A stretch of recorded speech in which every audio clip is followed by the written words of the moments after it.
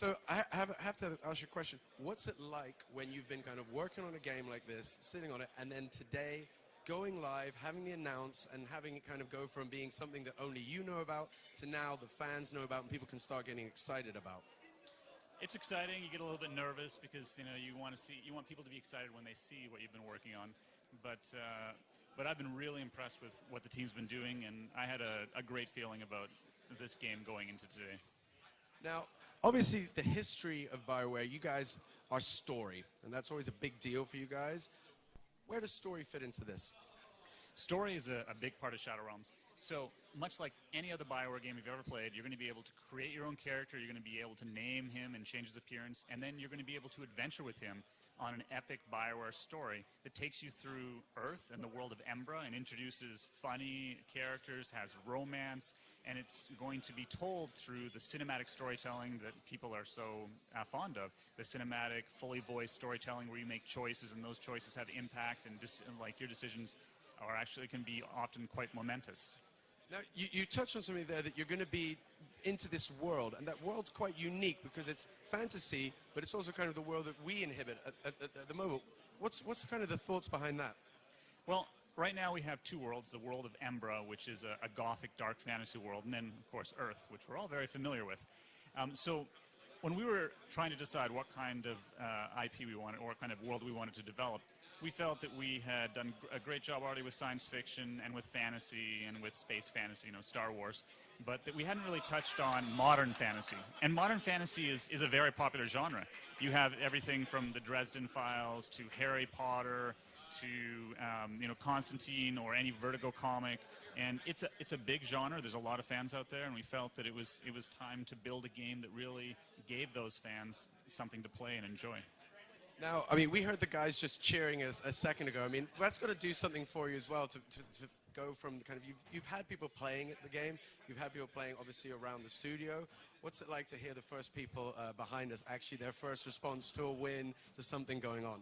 Oh, yeah, really good, of course, love it. That's why we're here, and of course stick around because we're going to be doing some Q&A with you in a second, but for now we're going to head over to see Gabe, who's also here, who is the design director on the game, and that means that with Gabe we're going to be basically looking into that first taste of the game, which of course you're going to want to make.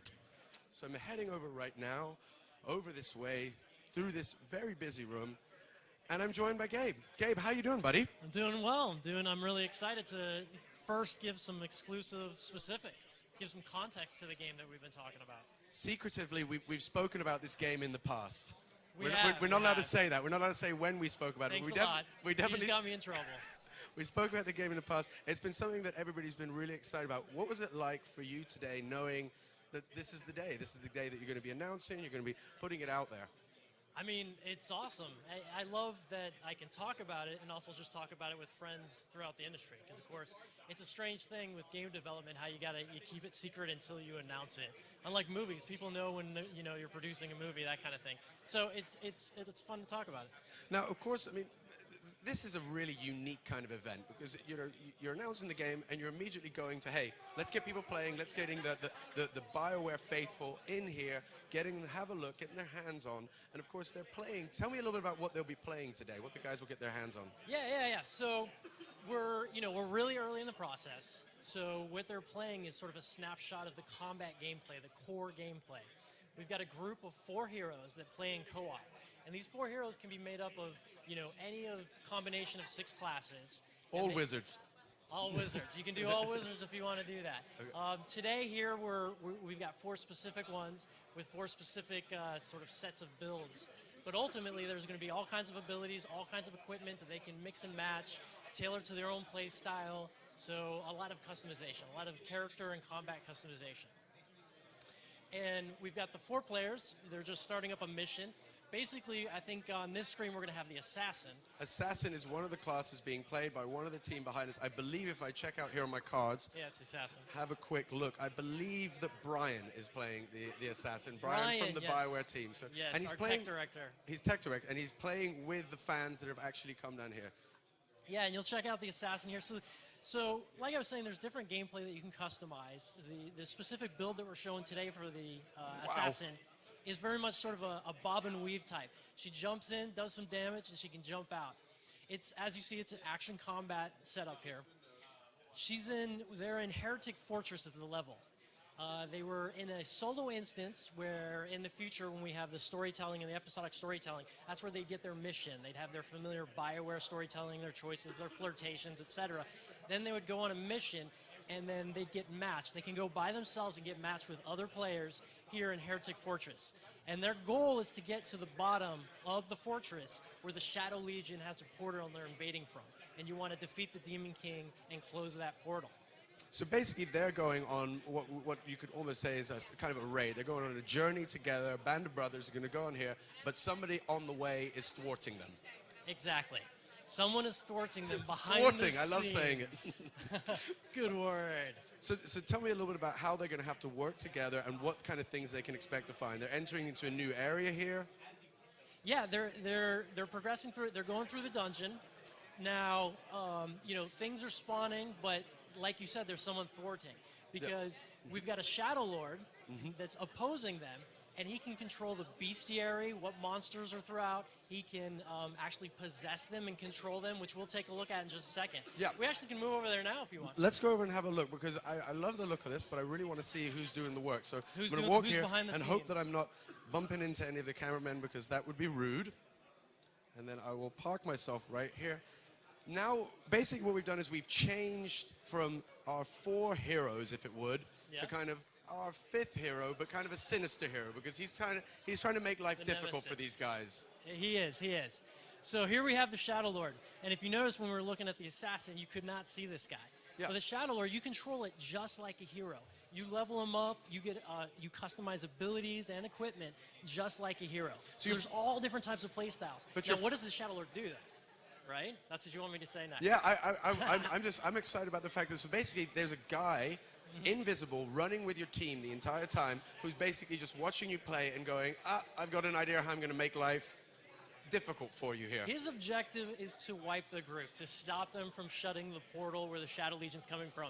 And he's got tricks up his sleeve, like spike traps. He's got a skull bomb. This particular build also has a doppelganger where he can change into one of the heroes or a copy of one of the heroes, and he could ambush them. That's really cool. Now, obviously, He's sort of a trickster type of build. so basically, you've got a whole bunch of abilities, weapons at your arsenal, and you're basically using them in the way that you see fit. You know, of your knowledge of perhaps the play types of the guys you're up against, or perhaps the area that you're in. Exactly. It could be the bestiary, the monsters that are there, and you play according to that, or you get a build according to that. It could be your individual play style. There's a lot of customization that can go into what you do. And again, we have preset builds here, but basically when he gets the checkpoints, the Shadow Lord will be able to pick what his next ability is going to be. Here he's got a Bane Wolf he just possessed. So, Possessing monsters. That's a big one. That's So a basically, huge one. he spiked the guys here, then he possessed a monster to actually go and do damage with them, almost as if he's just another player on there. And you'll see his hotbar change. Well, he just got out of the monster, but when he possesses a monster, he gets their abilities. He can use their abilities, and he can sort of jump in between possessing and depossessing, and use his kind of Shadow Lord abilities or the monster abilities. Very, very cool. Now, tell me a little bit about kind of the area that he's in. I mean, this is something where he's moving around, he's entering into different rooms. What's going on there? Here he can activate hazards in the level. So beyond the spike trap and the abilities that he has, he can also turn on things and affect what's going on in the environment. So now would be a good time. It's a spitting fire trap. There he goes and combines it there. That was a bomb that he set off as well after that. What's that? He set off a bomb then right after the spinning fire trap. He did, but to be honest, it was a poorly placed bomb. A poorly placed bomb. Because they had already jumped away from the trap that he just sprung. Just to give a shout out, that's Chris who's playing and made That's the poorly Chris- placed bomb. Just so there's Chris no Field made a confusion poorly for the placed people bomb. watching at home. There was a poorly placed bomb by Chris. It looks fantastic, and I was lucky enough to get my hands on it earlier. And it really does play very different to anything that I kind of imagine in the way of you're almost like a classic dungeon master of the RPG games of the past. There's somebody really out there who's kind of knows what you're doing and has an idea of what they want to do to mess this up for you. Yeah, like James was saying, I mean, it was a big inspiration, the tabletop gaming that, it all comes from, it originates from RPG. It's a big inspiration. You're basically running a module. Not necessarily creating a module, but you're running one. And you have a lot of different options within it. So here he knows they're all going to be coming up to go up the staircase, and he's placed down. He missed it. They passed it. A bad placement, but a good idea. But a good idea. An A for effort, but just Exactly, execution was exactly. lacking a little bit there. And so they reach the checkpoint here, and it's something worth mentioning. So when all the heroes get to a checkpoint, they do get some more revive kits, which is how they co-op and, you know, if someone goes down. And the Shadow Lord gets another ability as well. He's got the Bane Wolf ability now he can summon.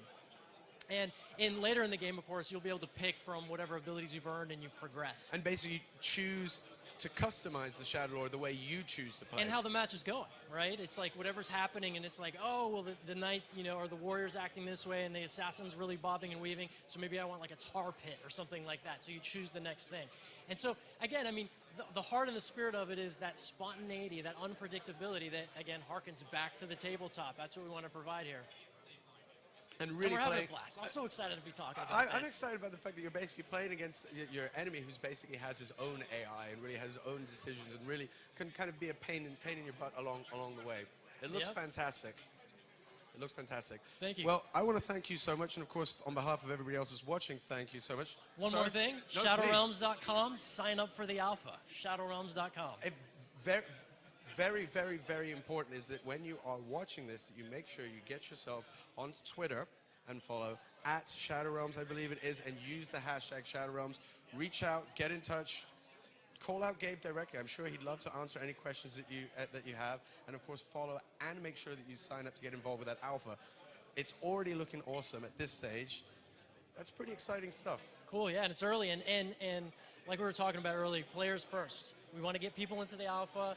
We want to get players involved with the development of this game and where we go with it. Well, I think that speaks a lot to what we're actually doing right now, because it is a really cool vibe in here. There's really people having a chance to play, have some fun, drink a beer, hang out with friends, speak to the actual guys behind it, the dev team like yourself, and get their hands on the game and say, hey, this feels right, this is fun. I think that's pretty cool. So I really thank you. You should talk to some of them. Yeah.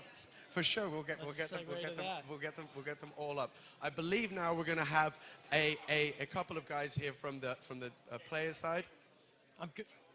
Let's see who we have now. I think we have somebody that's coming to join me with a mic. Hello. Hi. What's your name? Maite. Maite, it's lovely to have you here. Thank you. Thank you for joining us. Now, you have been lucky enough to get your hands on the game already today. I have, yeah. So there's probably a lot of jealous people watching at home, and they're very eager to hear the first words that come out. What was your experience? My experience was, it's crazy chaotic, but it's so much fun. I can't wait to play it again. Well, I'm sure that if you're really nice, after having come up here and stand and talk to me, you should be getting back up to have a little bit more play. I hope so. Now, you speak about the craziness and the chaos, two things that are always awesome to have in a video game. Do you mind me asking what you played? Do you remember that? I played the warrior. Okay, I played the warrior too. How did you like that? I liked it a lot. I'm usually, most MMOs I play tank class, so it was really for me. That's close right there. And did you get to use any of the abilities of the warrior in that? Yeah. Okay. It's got a nice cleave attack, so you hit a lot of enemies. It feels like you're doing combos when you're kind of swinging around and you're laying into people. I really like that feeling. I really like the charge as well. You can just rush through the enemies. Did you manage to use the dodge as well? Because especially when I was fighting the wolf-like creature in later points, I found that rolling through his legs was brilliant. But that was me. I tried, but I wasn't very good at it yet. Absolutely, you got the time to practice it right now. This is the moment. We died on the wolf, unfortunately, but. Well, next time, go through, see how far you can get. We will, yeah. Maite, thank you so much for taking the time to talk. It's a real pleasure. And of course, get back, play some more. And I think we have somebody else we can talk to. So these guys, of course, it's okay to be jealous and say, hey, I wish I had a chance to come up and play. What you need to do is get over to Twitter, follow @ShadowRealms, and of course, use the hashtag, get involved, get signed up, and you'll be part of the alpha very soon. Sir, thank you for joining me. What is your name? Matthijs. Matthijs, it's lovely to meet you. Oh, thanks. How is it being here at this Bioware fan event with literally hundreds upon hundreds of fans that came here to get their first look at the game today, right now at Gamescom? It's very excitable. I'm like, it's my first time here. So many people. And even when you're just walking on the street, you see all those different persons with like certain t-shirts. You're like, you're going to Gamescom. Yeah, I know it. Great. Gamescom is a great vibe, and any time that a team like Bioware does something like this, I mean, it's got to feel good for you to be able to come in here and immediately be sitting next to the designers of the game, people that are working on it day in day out, and they've been working for for years on this game, and now they're bringing it and showing it to you. What's that like? Well, awesome, of course, yeah. A perfect answer. Yay. It would have been terrible if you'd said anything else. You played the game. Yes, Do you mind me asking what you played? mage. And how was that? Well, awesome, of course, yeah. What I really liked about the mage is, well, it's a chaotic game, but you have to balance between just hitting or having a good position to throw a firewall or throw a fireball out there and do lots of damage. And I like that you have to be tactical, but you can also just go for rushing. It's nice. The kind of it's easy to get in and just do that button mashing and have some fun, but you can imagine kind of, hey, if I start to have a little bit of theory with my friends. Exactly. If I stand over there, then I hit 3 more guys. That's better. And yeah. Now, what do you think about? I mean, and obviously, it's a big deal. This kind of this shadow lord, the guy who's basically in the shadow realm with you and basically making your life difficult. It's a pain in the ass, yeah. and has so many cool abilities. That's the thing that really blew me away, especially because he has the abilities that you can choose and customize, but when you go into any of his like minions, they have abilities as well. So are you interested in playing that? Yeah, of course. And I really liked the customization of that. I just played a few minutes and I saw so many different traps. It's not just one explosion after the other. Sometimes it's like razor blades coming at you or spikes from the ground. It's great. It looks good as well. It really feels like a dungeon where somebody's kind of like, making life difficult. Yeah. Well, thank you so much for joining us, Matthias. I'm sure that, again, there's a massive queue forming here for the people watching at home. You can see them literally lining up. They're all happy waiting to play the game. Thank you so much again. And we're going to head over. Oh, no, I believe we have one more, please. Everybody wants to share their opinion. That's good. That's what we want. Hello, sir. How are you? I'm fine. I'm very good. How are you? What is your name, sir? Louis. Pardon, sir? Louis. It's Louis. Dutch. Louis, it's a beautiful name. Thank Ben je you. Nederlands? Ja. Hello, hoe is het met jou? Zeer goed, dank u. Super. Louis, well, thank you for joining us. And, of course, thank you for being here. I have to ask, what's it like? What's it like being here?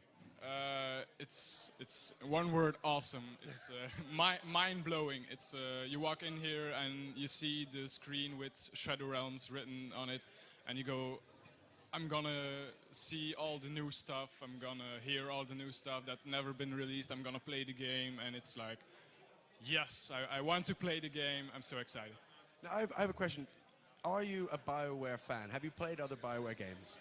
I know other Bioware games. I didn't have played them yet, but I have friends who play them. So you've been following the process, and what brought you to being here today, right now? Because obviously they announced this morning, and you're going to be playing it this afternoon. That's a pretty big deal. Yeah, I just played it already. So. And how was it?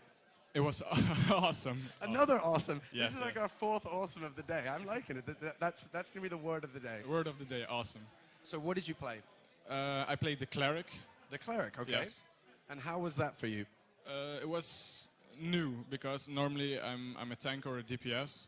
So I played Cleric, and you have to alternate between hitting and healing. And you have to make sure that everybody in your team doesn't die. So it's kind of a big responsibility, but it worked out. Now I played as the warrior yesterday, and I actually have to admit I died a lot. So that could say something about my abilities, or it could say something about just the way that I was playing. Either way, and I was helped a lot by the Cleric. Is that something you like? When you get into that situation, obviously it's not what you're used to. I'm sorry, can you repeat the question? So is that something that you kind of like getting involved with, being able to heal people? Is that something that interests you? I kind of like getting all the enemies at me so I can tank, because I'm used to that, so I like it. But I liked also playing Cleric. That way you can stand back a bit and help others. So can I go ahead and say that when you take your second play in a second, you might choose the warrior class? Yes. Yeah. Awesome. Pretty much. Hey, Louis, thank you so much for joining us. Thank you so much for taking the time to talk to us. And of course, please get back, eat food, drink beer, veel plezier, and enjoy more of the game. And thanks for being part of this.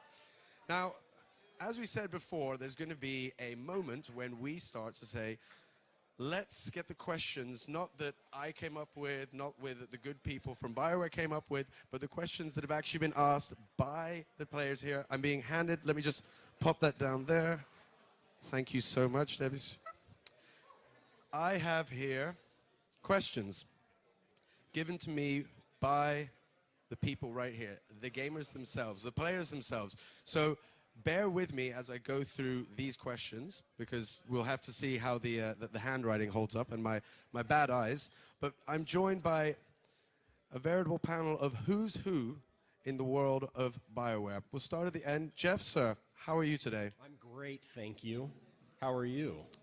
Wonderful. Enjoying being part of this. I mean, It's awesome. it's pretty much a Awesome. unique, a first, and something pretty awesome to Yeah. say, hey, Very rarely do we get a chance to announce a new IP in any way, and announcing one from our studio, you know, it's such an honor to be here and be a part of this.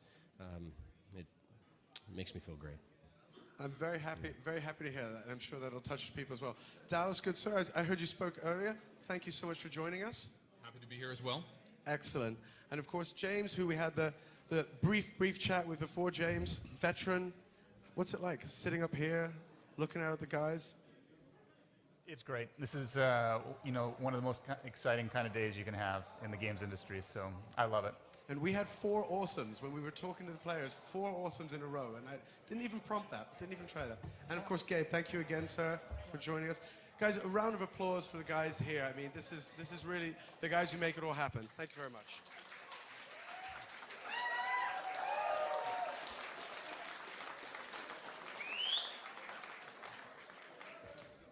Now we get down to the good stuff. I've got some questions here. I hope that somebody's approved them, that there's nothing inappropriate I there. hope that as well. I haven't seen them yet. I'll tell you what, guys, it's no shame after announcing a game and then letting people get their hands on it to say, we can't go into that, there's no comment, I'll take the blame on that one. Let's start now with, and feel free to anybody answer as you will, what or who defines who becomes a Shadow Lord? Well, I guess there's the story reasons, and then there's the gameplay There are reasons. several aspects to that question. Be more specific. But we can't, actually, that's an area where Answer both of them. there'd be a lot of spoilers that would, for the story. Spoiler alert, we're not going into Yeah, it, yeah, but I'd say we there wanna will be a avoid that. choice, I imagine.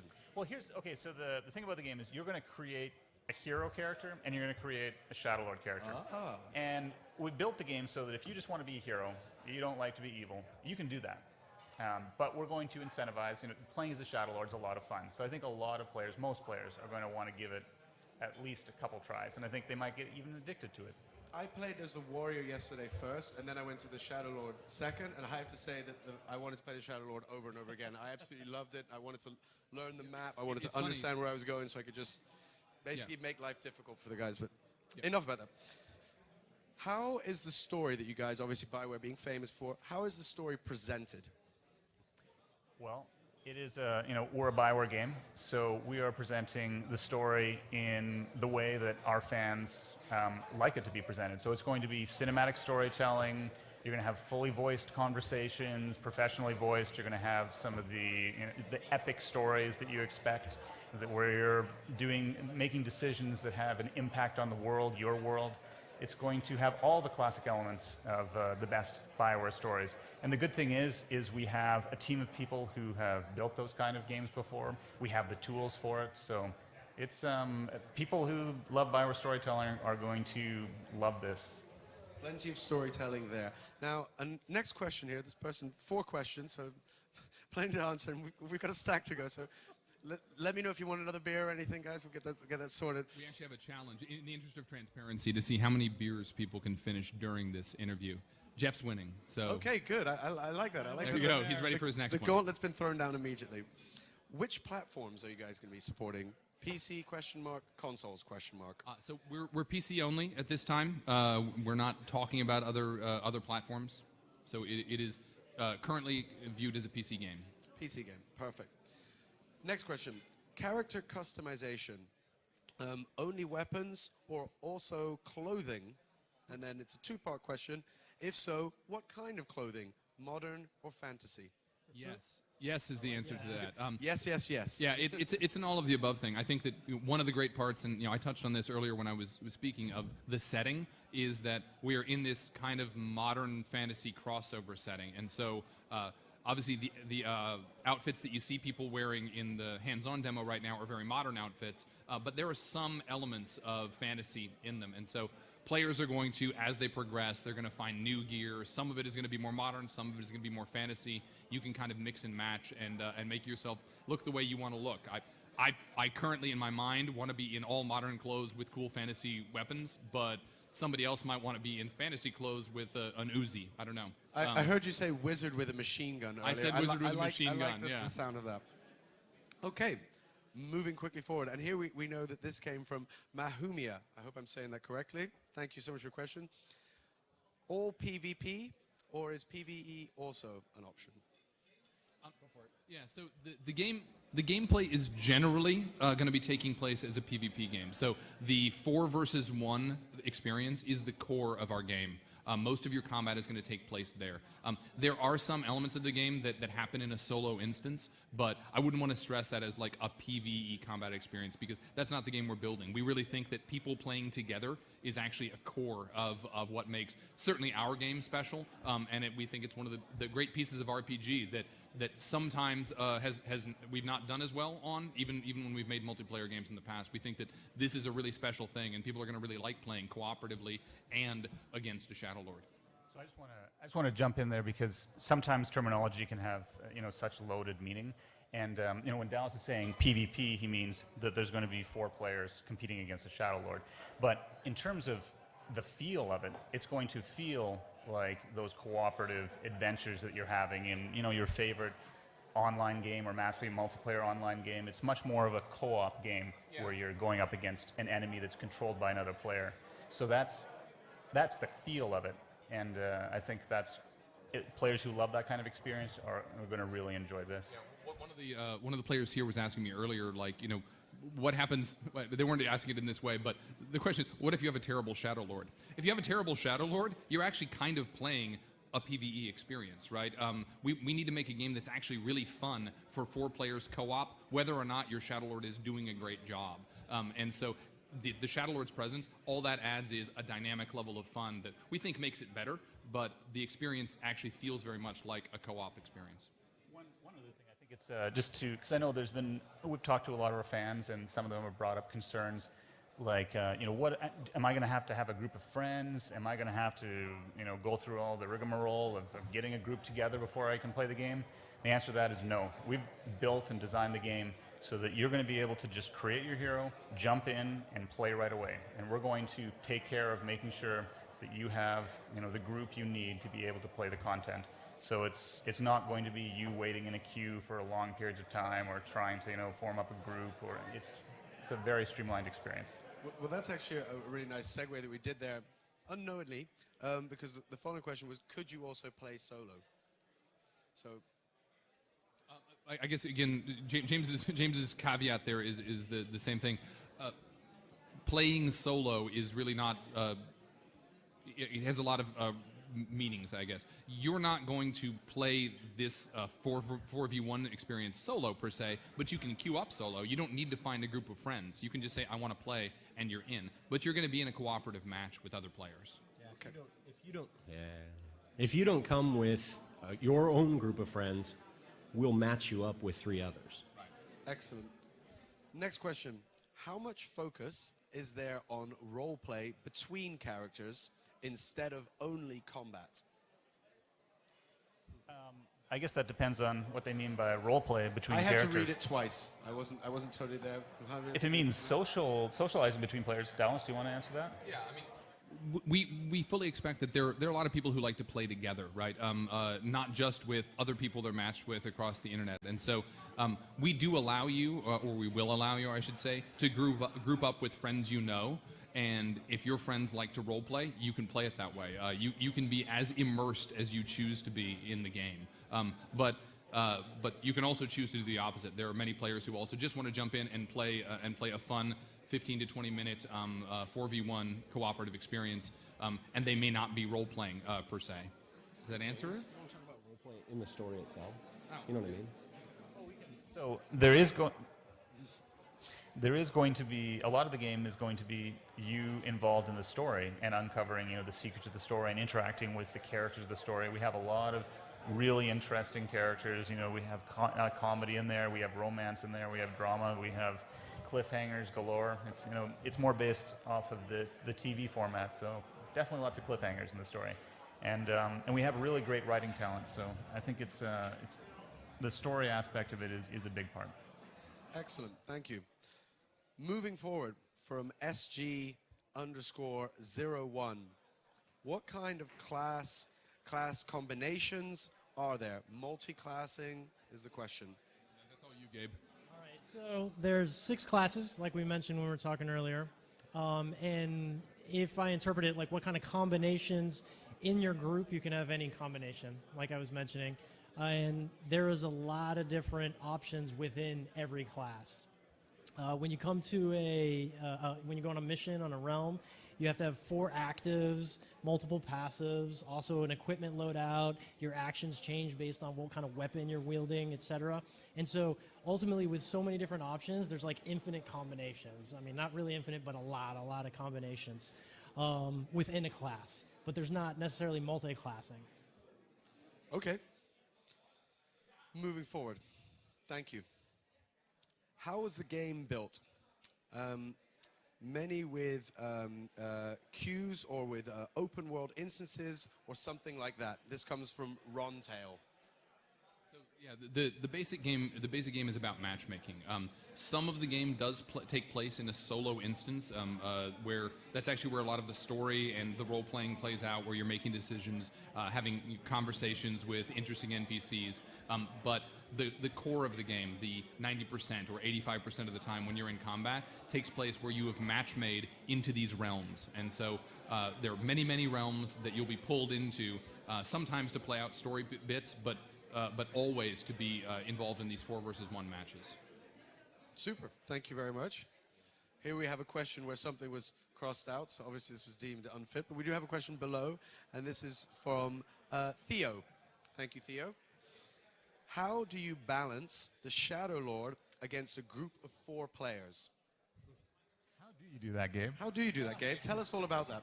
For the people that are watching at home. We have a team that's worked on balancing classes for a number of years. And so there's a lot of little tricks to the trade. Obviously, there's new ground and there's innovation. So there's a lot of stuff also we're learning and discovering along the way.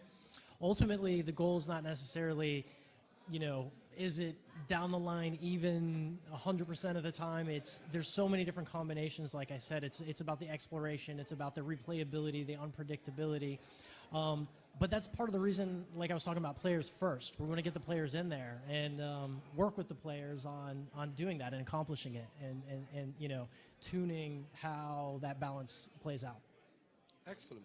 We've had some interesting just variations just in the development process, and as we've tested this not just in our development team, across the studio a little bit more broadly, and we've actually gone back and forth in what's the right feel. The hands-on that everybody's playing right now, the way I've described it, and Gabe, you can correct me if I'm wrong, is it's really hard for the Shadow Lord to win in the first room. It's really hard for the heroes to win in the final boss fight. And so there's sort of a ramp-up that goes on. And that actually feels pretty good, but to Gabe's point, that's what we're going to test. We're going to get that in front of players and say, does that feel right? Do we need to push one way or the other to give people that feeling of accomplishment, of it being fair, if not balanced? I can give the more boring answer or mathematical answer. Like the ramp up leads with a cumulative probability in the last room of 50-50. Okay. And so we crunch the numbers, we try to get there with it, with the balancing. But yeah, there's a ramp up. Because much like in a dungeon crawl, in a traditional dungeon crawl, it's easier at the beginning, and of course it culminates in the boss fight, which is the biggest challenge. So we try to ramp up that challenge, and the way we do it with the player is what the Shadow Lord has in his arsenal ramps up. And of course, a moment like this, when you start to actually get it in the hands of people and see what their experiences are and their feedback, will all aid that process. Exactly. Excellent. Sign up for the alpha, shadowrealms.com. Hashtag Shadow Realms, @Shadow Realms. Get there, follow, be involved. Next question coming here from Okami. I hope I'm saying that correctly. and very kindly says, sorry for the handwriting. So somebody feels my plight already. How does episodic content tie in terms of replayability, long-term innovation, and pacing of the game? That's a good very, question. Is The look I'm getting right now that was a good question. That's a very broad question. We hope really well is maybe the very simple answer. It is new ground, honestly. It's something that we know how we're going to build the episodic content. We think we know how we're going to deliver the episodic content. We know that it actually does tie into the way that you progress, the way that the story plays out for you, and keeps you engaged in what's happening story-wise. That said, it's totally new ground, and so as we go through our alpha process, our beta process, getting nearer to the launch, we're going to have better answers to that question. But until we get it out in front of players, a little bit we don't know. We have some good answers right now or ideas, but we'll see. When there's no story. Moving. Oh, that's a fair point. There's more. Yeah, Jeff wanted to point out that the replayability question is one I think we do have some answer to right now, which is we actually expect that that the actual gameplay set aside from the story is pretty compelling and replayable, so that even if you don't have a new story mission, even if you're waiting on the next episode to drop, there's still very compelling reasons to keep playing. The progression is fun, just the challenge is fun. There's a whole lot of stuff that keeps the game exciting because no two realms should play out the same way. Exactly. You'll be against a different Shadow Lord with a different party who configure themselves differently. So there's a lot of fun there, even without having a new piece of story. And when the new episode drops, even better. I was talking with Gabe about that yesterday, so I apologize for hearkening back to it, but that idea that I could basically go back through a realm and say, right, the first time round I did X, Y, Z, that didn't work out so well for me. I think I didn't tool up so well. So there's that desire to go through and play it again, but do it perhaps against. But of course, from either side, whether you're playing as a Shadow Lord or whether you're basically playing as your team base, you're basically, the same could happen on either way. You say, hey, we didn't do so well, but the Shadow Lord changes up their play as well. Actually, just to add on to that, and how we hope that story is going to fit into all this, we feel that the story is our way of introducing you to the world and the realms, and as you go through the story, it's going to introduce you to these new places, and then while you're waiting for, you're going to go through what we release at launch, which is going to be a significant amount of story, and then we're going to continue to release story at a cadence, but while you're waiting for the next release, you can go back to these realms that you've been introduced to, and there's other things you can do, just like you said right there. Like, you can have different experiences. The evil castle might be inhabited by a different Shadow Lord this time, with different creatures there. So it's like, and different traps, and it's a completely different experience. So the replayability is immense when you think about it. Excellent. Next one. How deep is the combat customization feature? How will that affect the balancing of the game? I'm guessing that I'm looking at you again, Gabe. Yes, yeah, that's me. 25 feet deep, about 15 across. I'm kidding. So there's going to be several dozen different abilities, even more passives, even more, different types of equipment that affect what you're actually doing as opposed to just statistically. And so there's going to be a lot of different combinations. Ultimately, players are going to find and discover the metagame themselves, and then some other enterprising players are going to discover a counter metagame. So it's gonna be that cycle. And then within our matchmaking system, we'll put the people who are good at that versus the ones who aren't so good at that, or playing casually, that kind of stuff. So it should sort of play itself out in that way. But a big focus is we want to have a lot of different options so that players can play the way they want to play. But again, repeating, I know there's definitely the top 5% of players. They'll figure out the ideal regardless of their fantasy. That's going to happen. They're going to rush to look to how they can get to grips with things. Yeah. Thank you very much. Next question comes from Melena. I hope I'm saying that correctly. If not, I apologize. How big of an impact will equipment have on the heroes, and will the Shadow Lord have that too? All right, I guess I'm taking this one too. You can answer the second part, which is yes, right? Yeah. No, the Shadow Lord's going to have equipment. So first, the heroes and their equipment, how it affects it. So you saw the assassin had sickles and, has an attack set based on those sickles. Also short swords, also billy clubs, and they'll have different attack sets that'll have different reach, different amount of impact it does versus damage. And impact is what, in an action game, results in sort of the flinches and the knockdowns and things like that. The armor that they're wearing will have sort of a weight. You'll notice if you saw in some of the gameplay footage, the assassin has some pretty tremendous dodge animations. It's because she's wearing light armor, whereas the warrior has heavier armor and his dodge is a lot more limited. Takes a little bit more energy. The wizard has a wand, so he's able to do a sort of blink teleport. So all of these things have a visceral element to them within the gameplay, as opposed to just statistical. Now with the Shadow Lord, how does that play into the Shadow Lord? The Shadow Lord can have different sort of like orbs of power that affect what his bonuses are when he possesses monsters, what his bonuses are. And for example, this Shadow Lord has a sort of a stability bonus, so he's a little bit harder when he possesses a monster to get knocked around. Another one might be faster moving when they possess something based on they have a different power orb. So ultimately, the answer to that is in sort of active ways. In addition, I mean, there will be passive ways as well, but very much a focus on active ways because it's action combat. Thank you very much. Moving forward, this question comes from Arcas X. I hope I'm saying that correctly. Is the gear in a modern style? I think we talked a little bit about that earlier, that there's going to be a mix, that there's a lot of modern style gear when you start the game because you just came in from Earth. If you followed kind of what our teaser campaign is all about, it's about young people being recruited from Earth into this war on Embra against the Shadow Legions. But as you progress, you're going to get a mix. You're going to find really cool, more powerful modern gear, but you also might find some very cool, powerful Embra-esque fantasy gear, the dark gothic fantasy world of Embra. So it'll be a mix. Very cool. Fancy wizard hats. Wizard hats, for sure. Is the game dungeon-like in the way that it plays? In terms of the gameplay itself, is dungeon crawl style gameplay is a lot of what you're going to be seeing. If the question has to do with do the environments all look like dungeons, the answer is no. This is that whole modern versus gothic fantasy blend that we're building levels right now that take place on Earth, and so there are European cities that we're building. There are other places that are modern but more out in the wilderness, but that'll have like modern architecture that you can see, and so it'll be a combination of things you could expect in a dark gothic fantasy game, but also in a modern day game. Thank you. The next question comes from Dianaro. I hope I'm saying that correct again. Can the final boss of the dungeon be directly controlled by the Shadow Lord?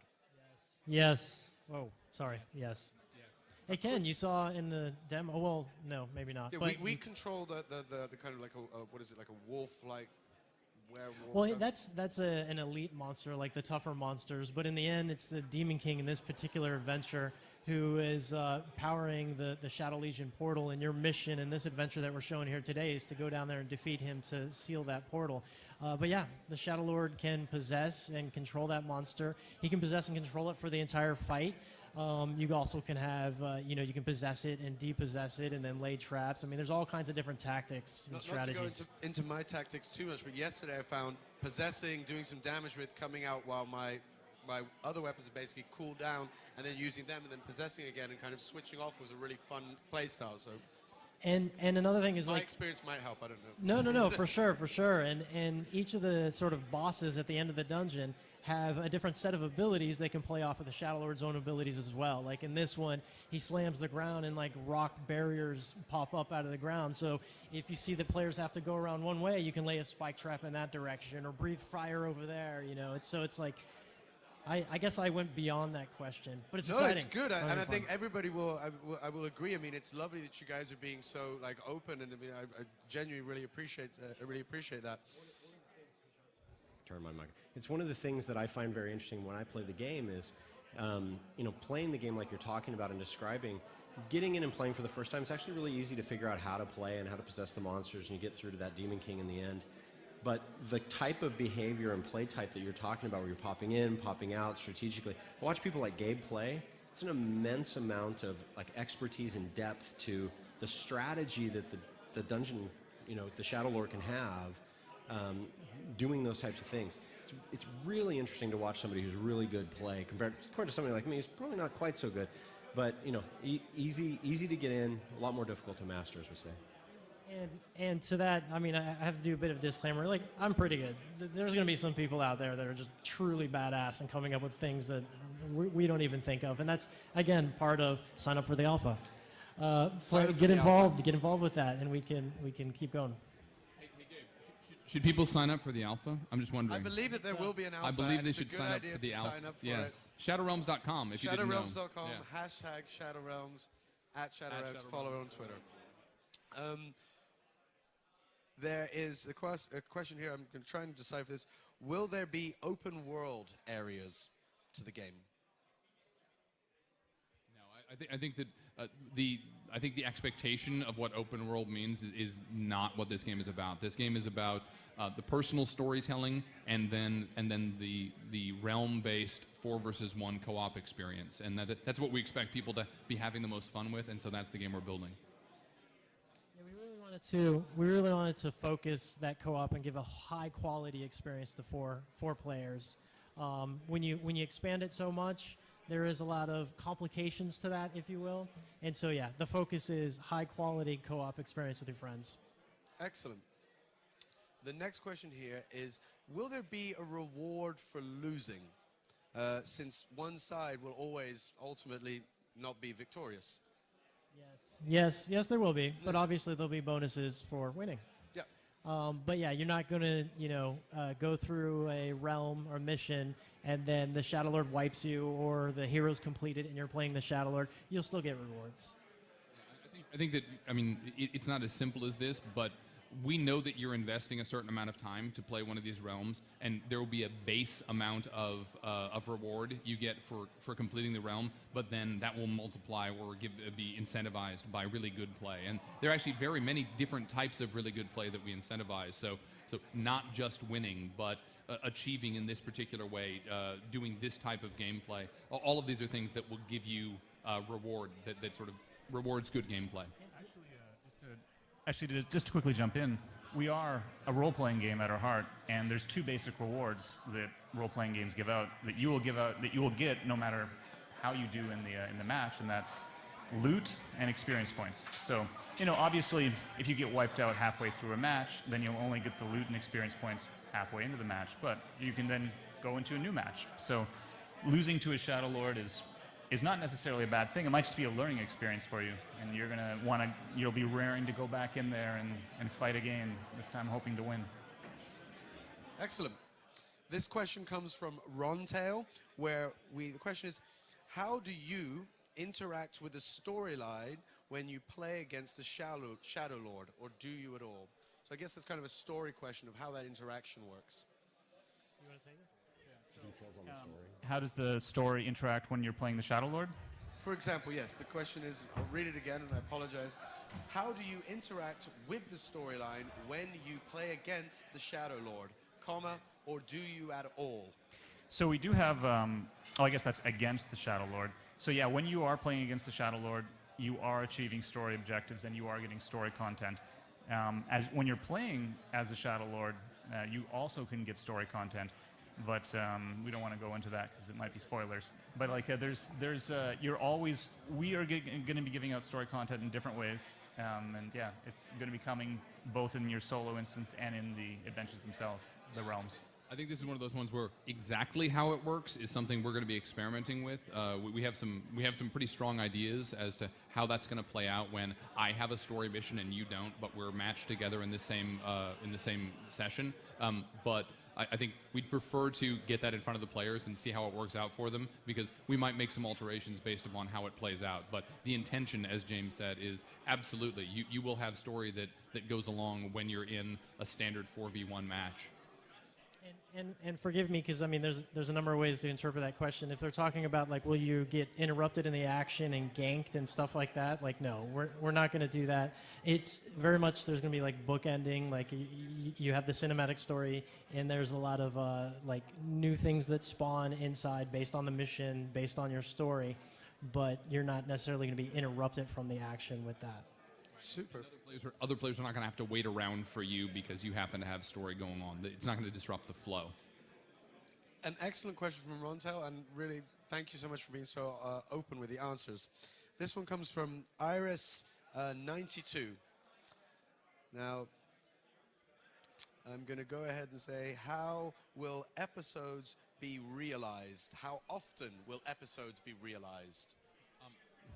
The exact cadence, we don't know yet. We have some ideas, we have some targets, but there are a number of challenges that we need to sort of figure out in terms of how we release it, to whom we release it.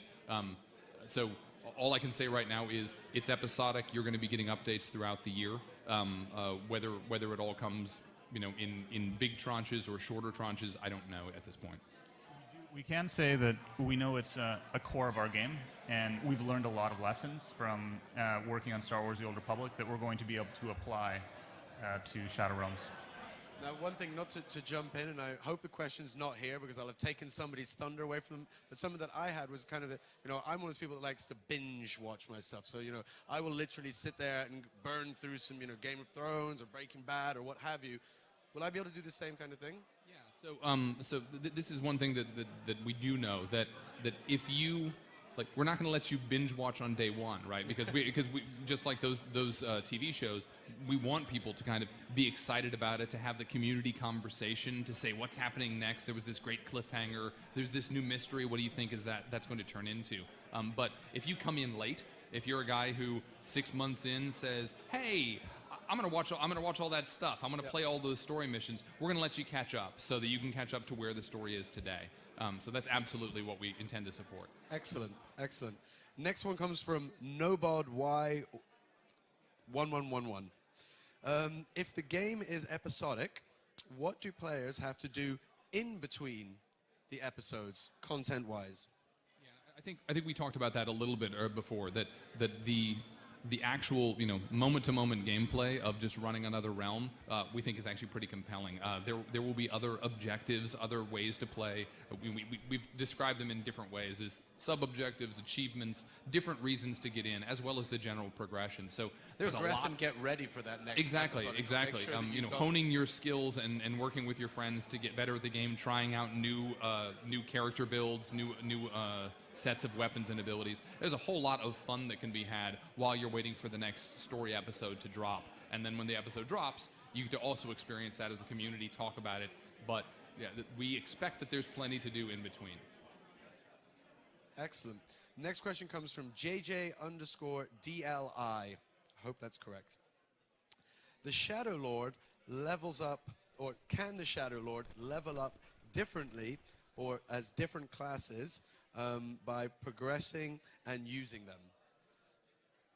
If I understand correctly, so I think that the question is, and I really do apologize if I've got the wrong end of this, but as the Shadow Lord levels up, for example, a certain one of the minions that they can take control of, can that also level up in a certain way? yeah, as the Shadow Lord levels up, he'll get new abilities, new powers, new gear as well, and that will affect when you possess monsters, what you can do with the monster, how you can direct the monsters, if you give the monster a bonus ability or some other bonuses. So yes, so there's a progression tied with all of that as well. Very, very similar to the heroes. I think there's a sub question there that I think the answer is yes to, which is like can you actually level up some of your abilities? And I think the answer is that we're going to support that as well. That this is an ability I really like, and therefore when I level up, I can choose to progress in that way, leveling up an ability I currently have versus choosing a new one. It's a pretty broad progression system that because we want to let you kind of choose the way you want to go. Specialize on traps. I'm all about traps. Traps.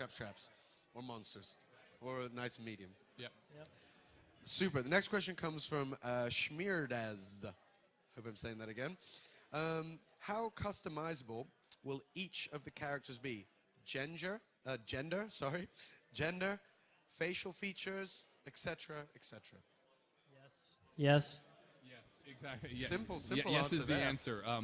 Certainly gender across the board. Right now, what we're showing you are sort of fixed builds, so there's only one female assassin, but all classes will support all both genders, I should say.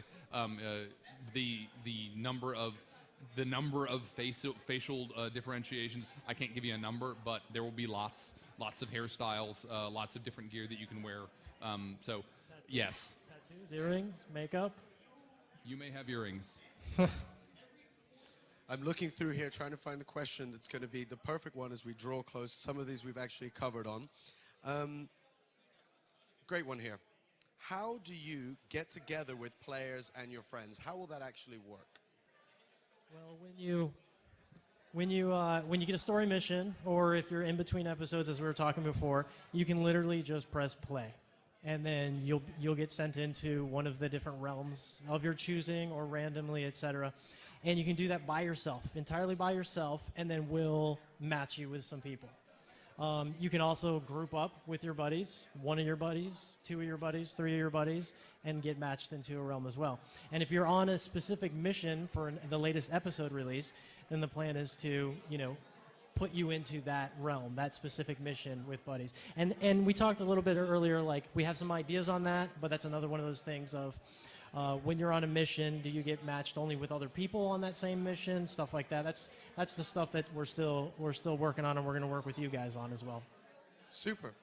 Well, guys, I have to say, Gabe, James, Dallas, Jeff, first of all, I'm sure on behalf of everybody that's here and, of course, everybody that's watching at home, thank you so much for taking the time to be so open and honest. Please, a round of applause for these guys.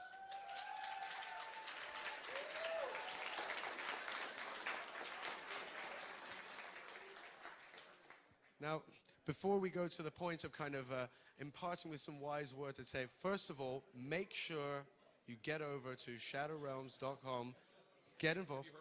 I've heard, I've seen it somewhere too. There it is. Somewhere too. Make sure you get over to shadowrealms.com and get involved, get signed up for that alpha, all important. And of course, follow on Twitter @ShadowRealms using the hashtag ShadowRealms to be involved with all the good information that these guys are putting out. Again, thank you so much for being so cool, open. I mean, letting me just fire these questions at you. I mean, it's always a scary moment. For the people that were here, of course, they got to play the game. You got to learn about the game. And for now, we have one little treat before we go away with a little bit of footage for you. So check that out. And of course, stick around, stay tuned for more information on something that promises to be awesome, Shadow Realms. Thanks for watching. There is another world, filled with evils greater than anything on Earth. We're the only ones who can fight them.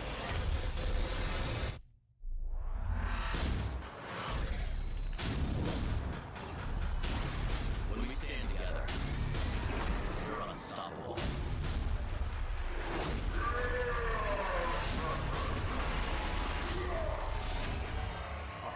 Everything dies. Let's begin with you.